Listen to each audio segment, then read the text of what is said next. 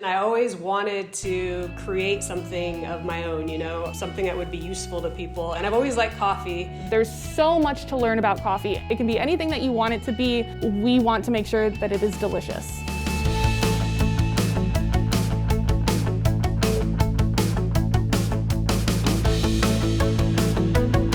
Hi, I'm Carrie DeGraff, and I am the owner of Scoot Cold Brew. So my name is Rachel. I manage Scoot Cold Brew here in Cleveland, Ohio. We specialize in the brewing of high quality, delicious cold brew. So I'm from Washington State, and at the time that I was getting out of manufacturing at that point, my buddy and I were working like long hours, tons of overtime, and we were both just like, no, that's enough. He just started roasting coffee and getting like right into it. Cold brew was just starting to sort of gain some traction. We just started messing around with different roasts, different coffee beans. You gotta have some sort of way to set yourself apart in a business, right? And so we're like, all right, how do we make coffee unique if everyone's gonna be doing cold brew? All of our cold brew is infused with the tiniest bit of either honey or maple. This doesn't add sweetness to the cold brew. It's not a sweet product. It really just evens out the mouthfeel and the body of the cold brew. Today, we are going to be doing honey, which is our standard original, the one we started off with. That's what we did, and then it totally stuck, and it seemed to be like, this is a good product, like this is a good cold brew. Typically, if you think like your traditional drip coffee or like a shot of espresso, you have the grounds, you run hot water through it, and the hot water is what gives it that lovely, like the aromatics and the beautiful smell, but it sort of shocks the beans, and that's what kind of gives you the bitterness. And that's why a lot of people like cold brew. Since there isn't heat applied, it has that really unique, smooth, consistent flavor.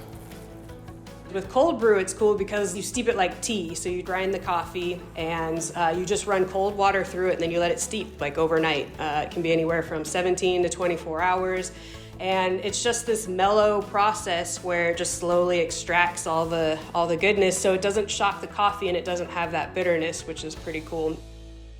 You pull the grounds and now you have this dark, rich concentrate, which is basically like the equivalent of espresso.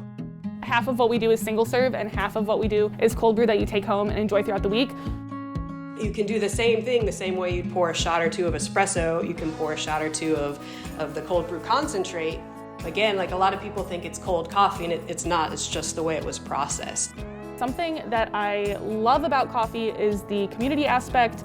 It really, really brings people together. Is we have the opportunity to impact someone's day. You want someone to come in and leave there feeling better. Like you have this opportunity to spread joy. And so if I can take care of my employees and they feel happy working there, then that's gonna spread, and then that will spread into the community. And so that's really what I think is pretty important.